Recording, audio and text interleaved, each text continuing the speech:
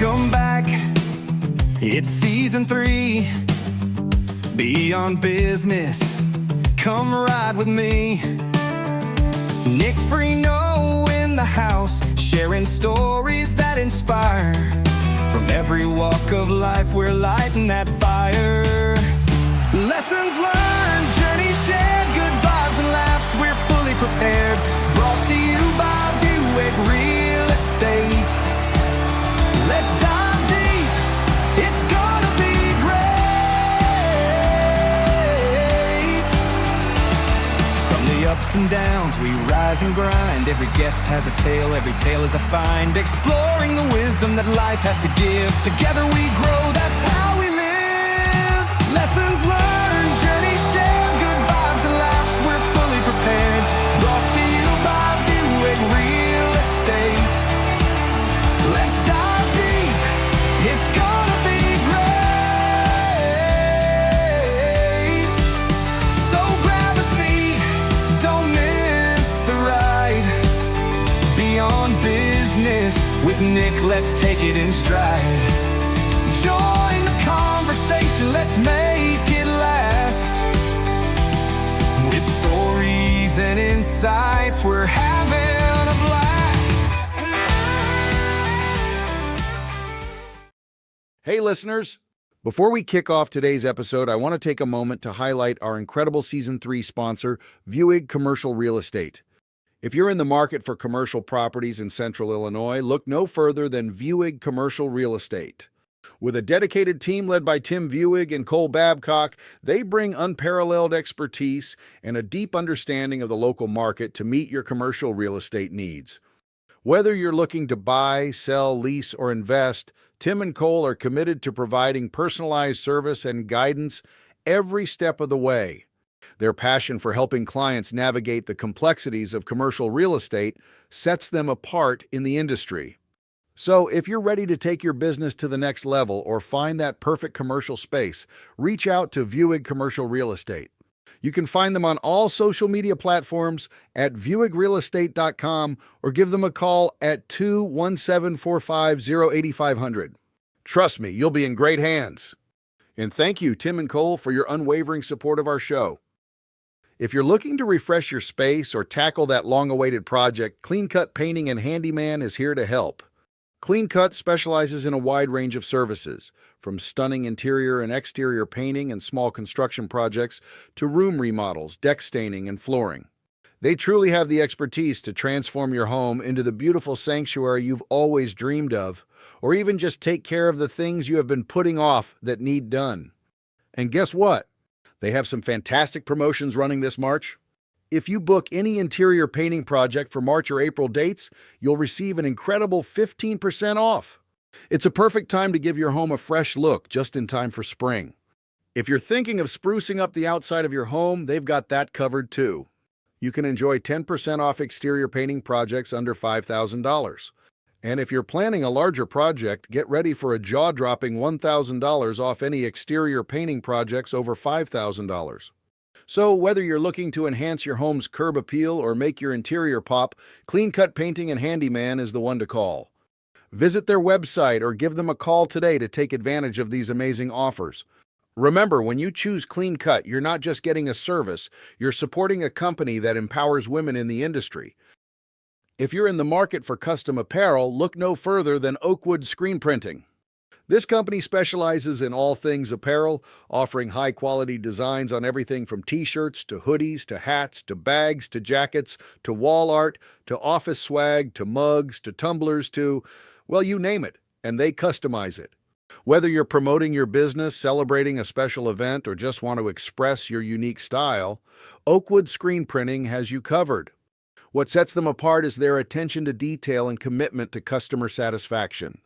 They use top-notch materials and the latest printing techniques to ensure your designs look vibrant and last for years to come. For a limited time, if you use promo code BB217 at checkout, you will receive an additional 15% off your order.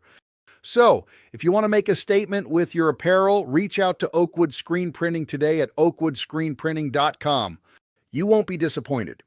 And now let's get into today's conversation.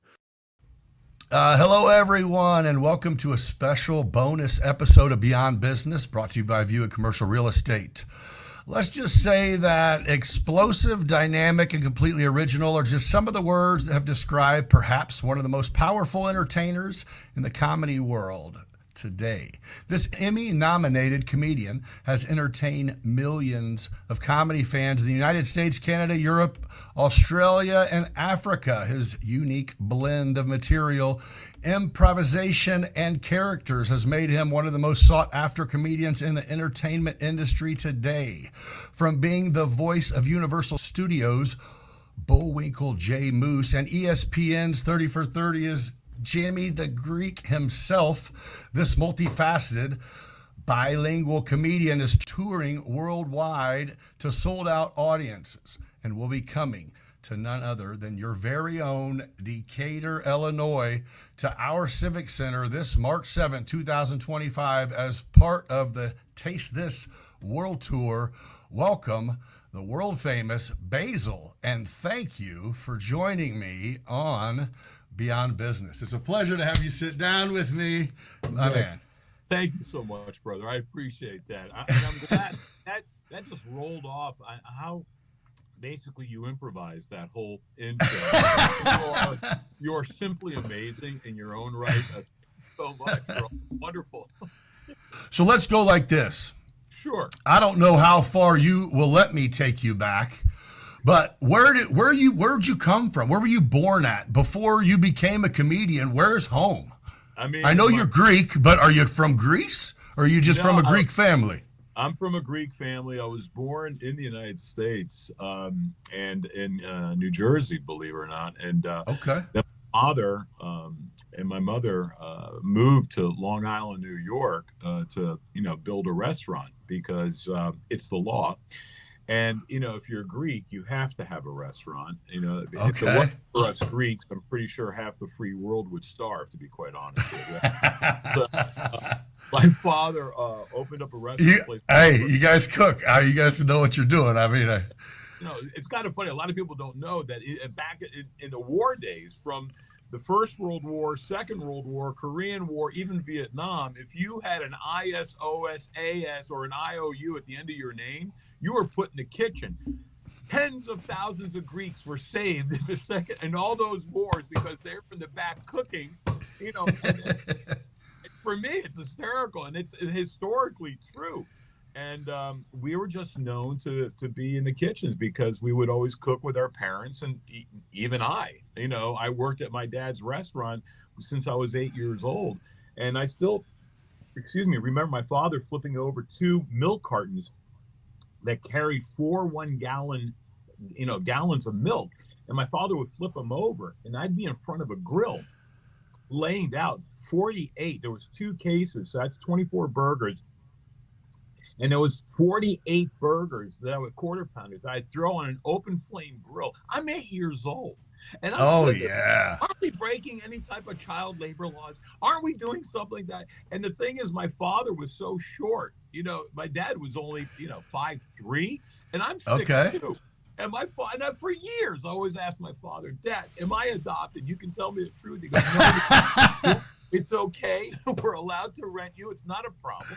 And so I was starting to cook at 8, and even the customers would get the biggest kick out of it. But here you have an 8-year-old throwing 48 burgers on a grill, salt and pepper them, flipping them over. Flames are coming through this charcoal grill. And my dad's, and people are like, hey, Basile, who's in charge? I said, I am. I'm 8 years old. My father's sitting there, goes, well, not up you. This is my joint. Right. I was born in New York, and then wound up. I left high school, to play ball, and I went to Purdue. And so, what kind of ball? Football. Okay. Yeah. And did you play throughout college?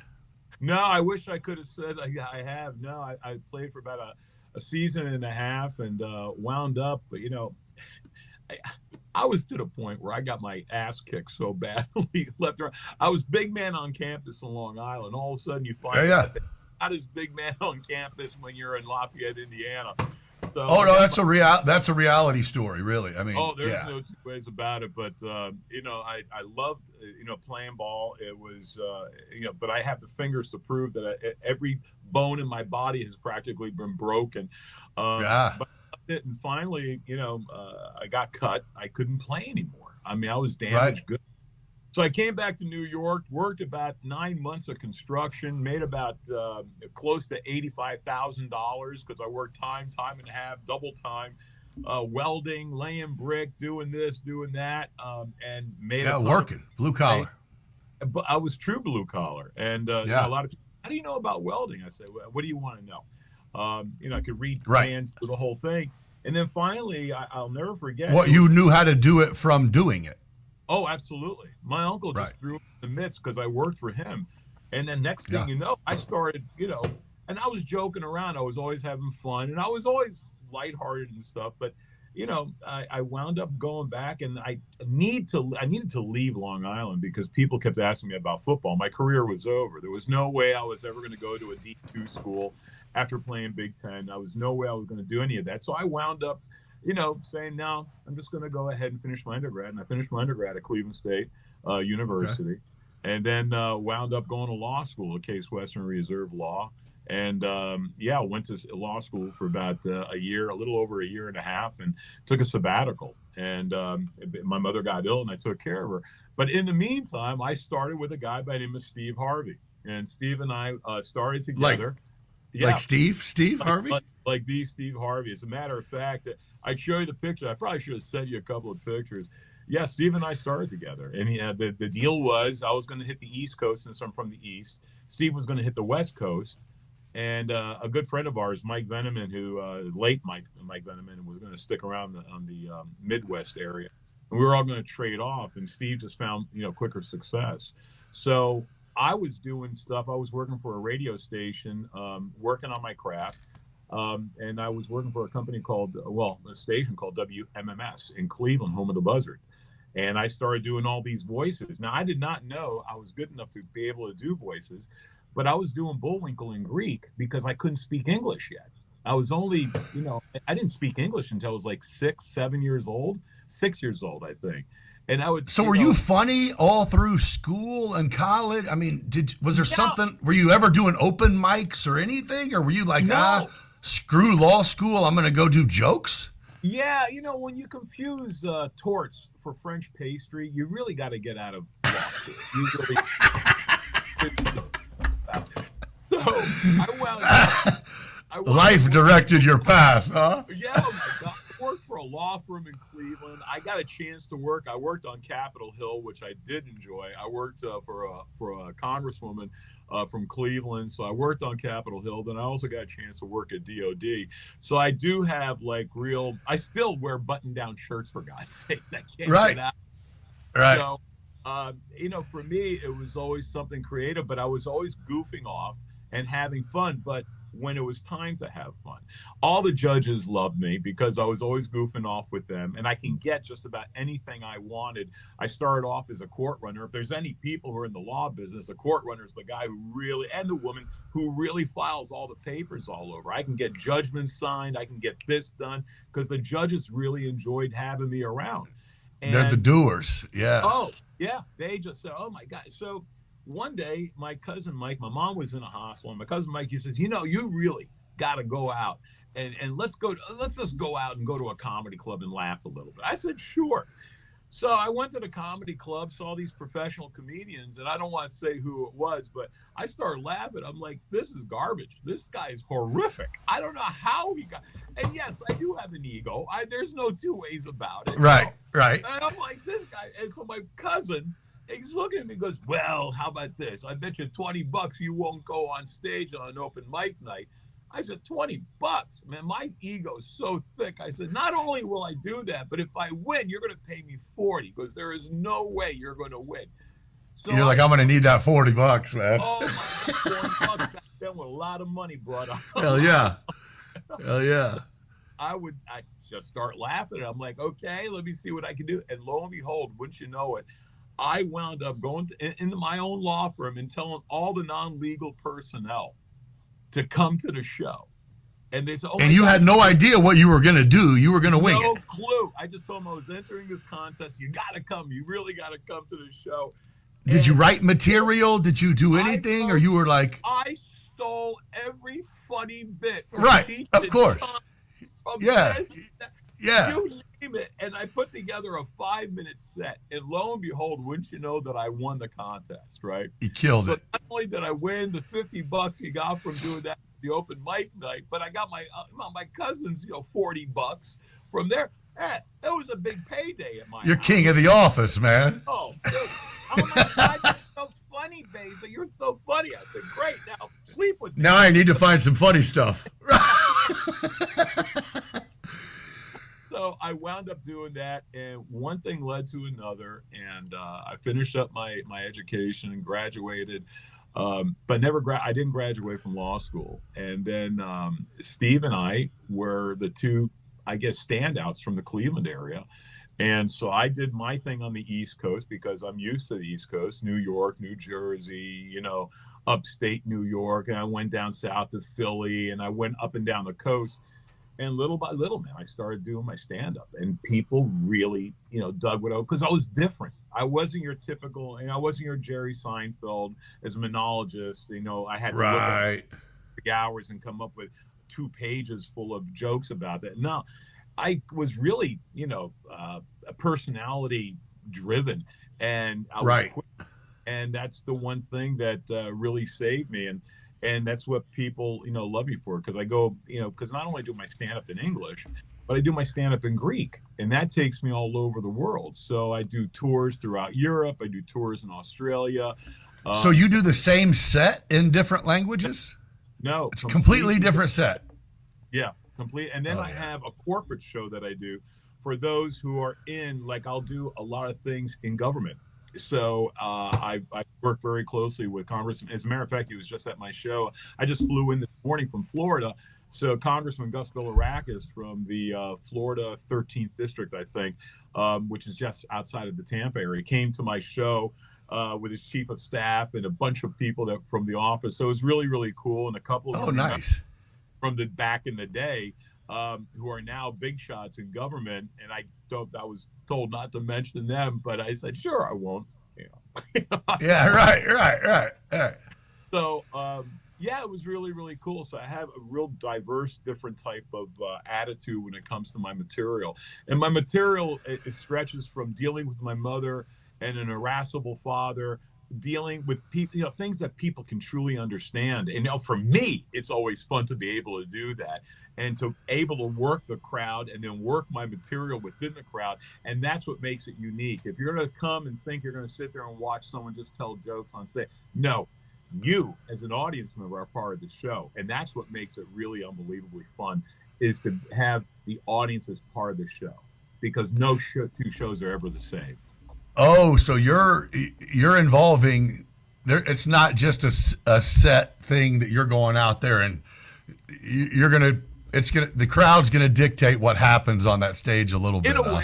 In a way, but as soon as you see them lean in one direction, I just go right for them. And sure. Absolutely. And it doesn't matter. My show is more of a PG-13 type of a show. I'll use a couple of expletives here and there to really drive home a point, but I'm not your typical stand-up comic where sometimes I use language or the F word to really stick it in there so you guys know what. No, that's not my shtick. My shtick is from A to Z and all the hell that I go through, dealing, again, family, dealing with children, dealing with things that I've gone through, things that we went through all through with COVID. You try to bring the funny aspect and everything that we went through, and that's where the humor comes in. And of course, you use your voices like Bullwinkle and like other voices. One of the greatest times I had, what it said was, I did the voice of James Brown calling in from prison during the OJ trials.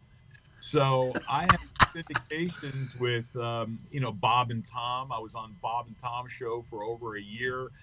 John Boy and Billy, and then I was on the Rick D's Countdown as the voice of James Brown calling in from prison. And it was hysterical because here you have this white Greek curly-haired, brown-eyed guy who's doing the voice of James Brown. And if people are, and I was doing it from everywhere.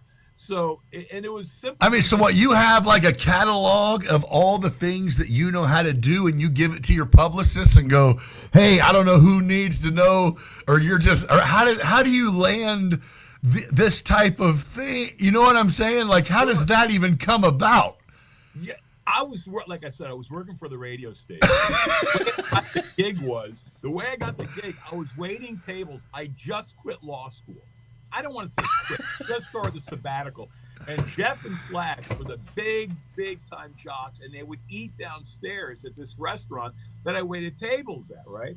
So I knew it was Jeff and Flash, and I walked up to them, and I was serving them their meal, and I go, for you and for you, and all of a sudden I go, hey man, that's a great bullwinkle. I said, thanks.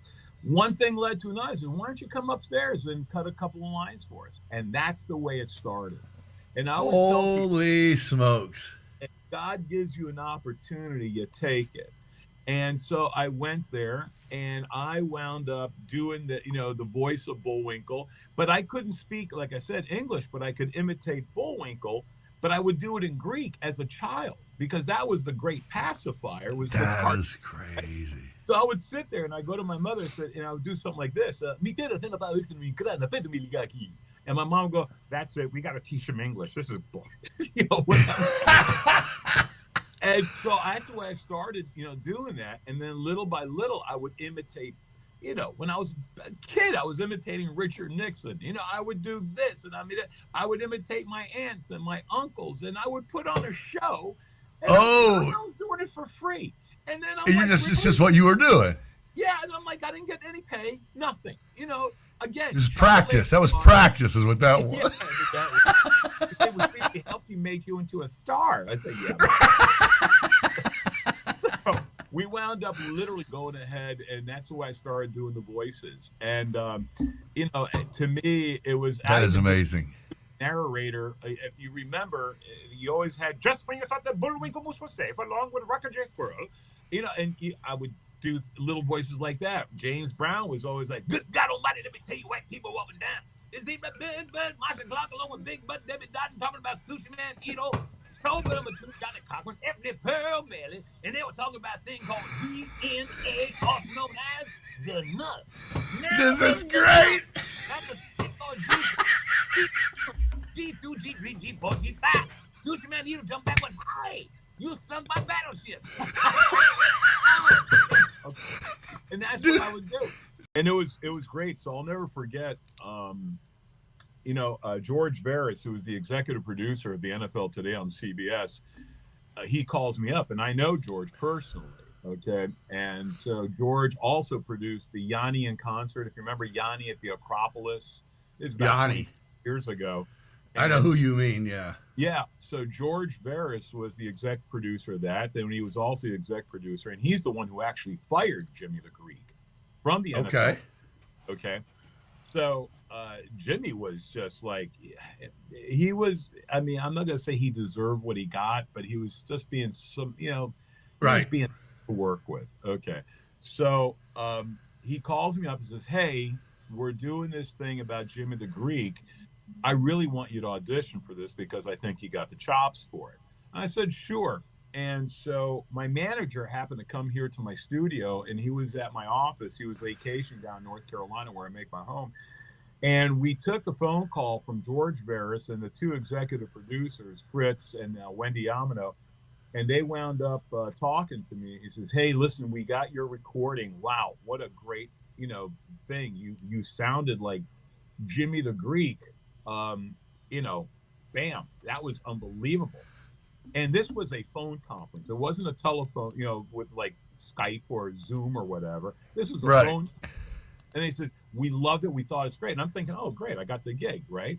And all of a sudden, but we want to know, can you do Jimmy the Greek from the dead? What? Yeah. But I didn't say what. And I'm like, my manager are looking at each other. I'm like, of course I can do Jimmy the Greek from the dead.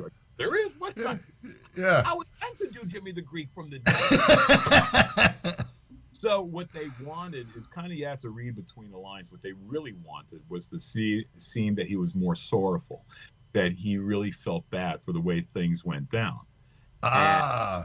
And I said, sure, I can do that. I said, let me send you so for about 2 days, I was kind of working on the sides that they gave me. And I literally went out and started doing this, how he felt really sorry. I mean, this guy, as a kid, he witnessed his mother getting shot to death and his aunt, the mother's sister, by a deranged uncle.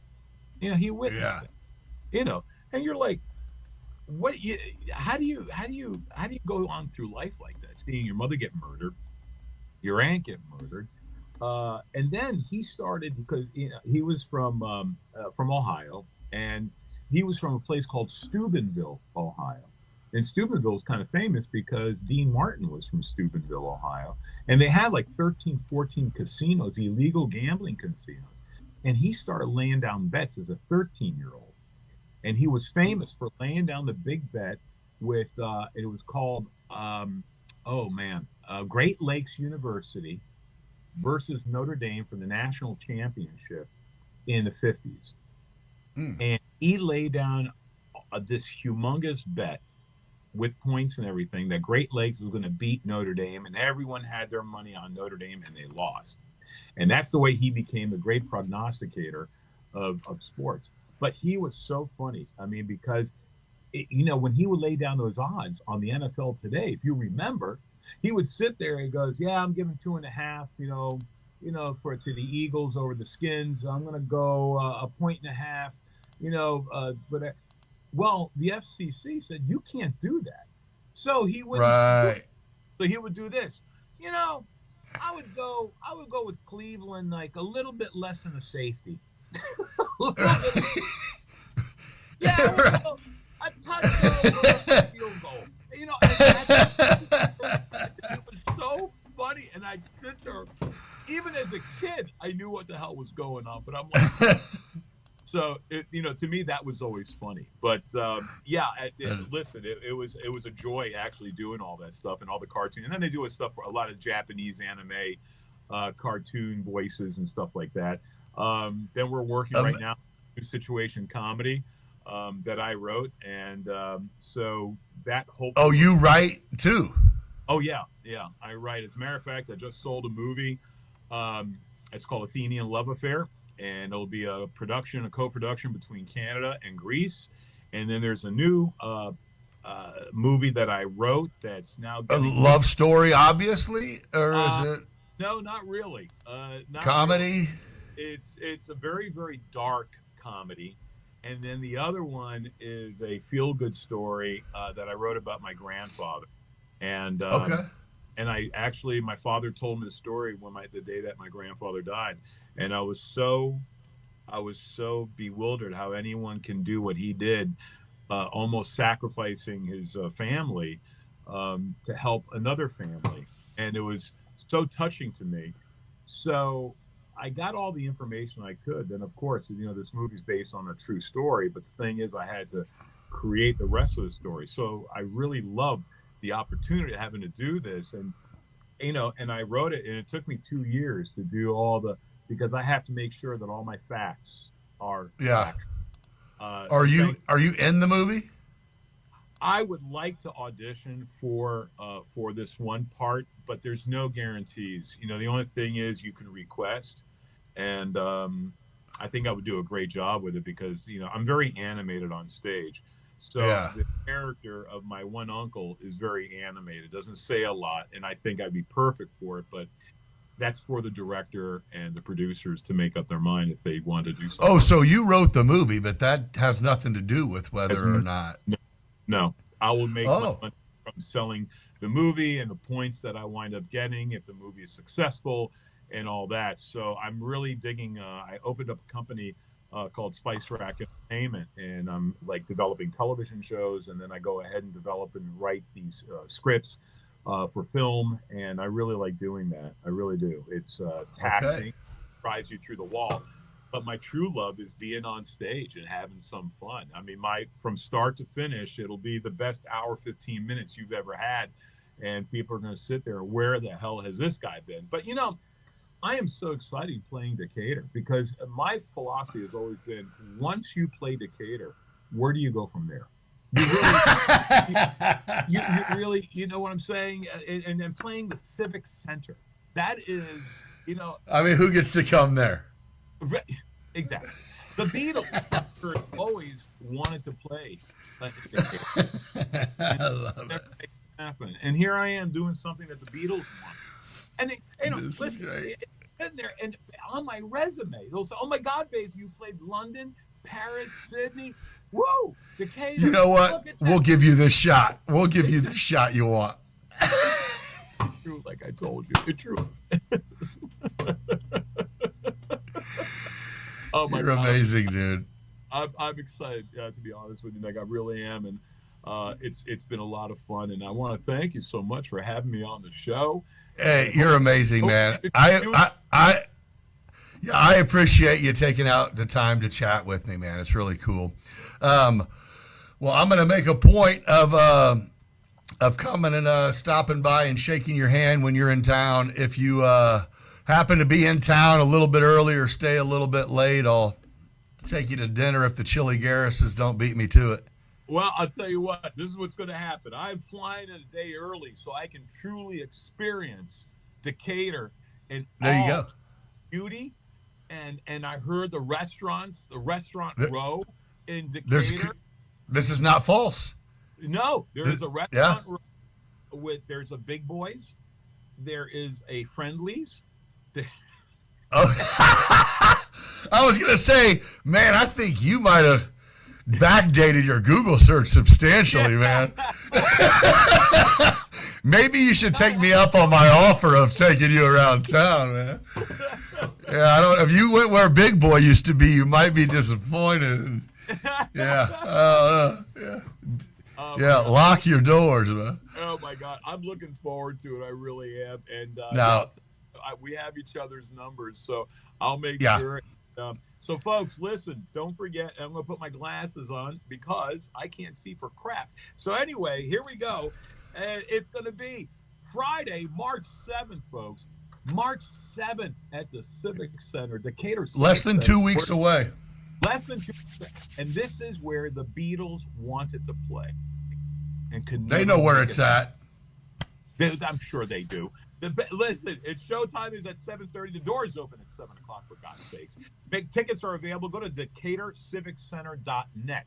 DecaturCivicCenter.net. Or call right now, 217-422-7300. Make sure you get your tickets. Buy tickets for the family. It's going to be, I don't want to say it's completely family friendly, but listen, it's PG-13. Come in. There's going to be a little bit of adult humor and stuff like that, but you're going to love the show. Listen, I got my priest coming. And I got a bunch of them coming in from Chicago. They're driving in 2 hours away. Let's go.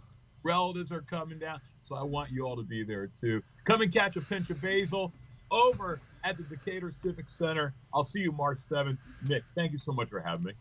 Thank you very much, man. I appreciate you, and I appreciate you all for joining me, and we'll catch you on the next one. Whether you're looking to buy, sell, lease, or invest, Tim and Cole are committed to providing personalized service and guidance every step of the way.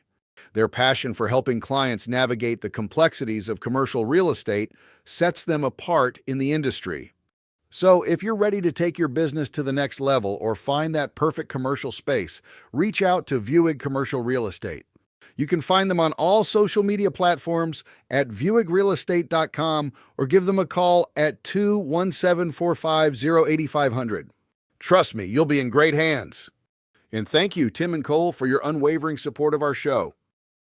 If you're looking to refresh your space or tackle that long-awaited project, Clean Cut Painting and Handyman is here to help. Clean Cut specializes in a wide range of services, from stunning interior and exterior painting and small construction projects to room remodels, deck staining, and flooring. They truly have the expertise to transform your home into the beautiful sanctuary you've always dreamed of, or even just take care of the things you have been putting off that need done. And guess what? They have some fantastic promotions running this March.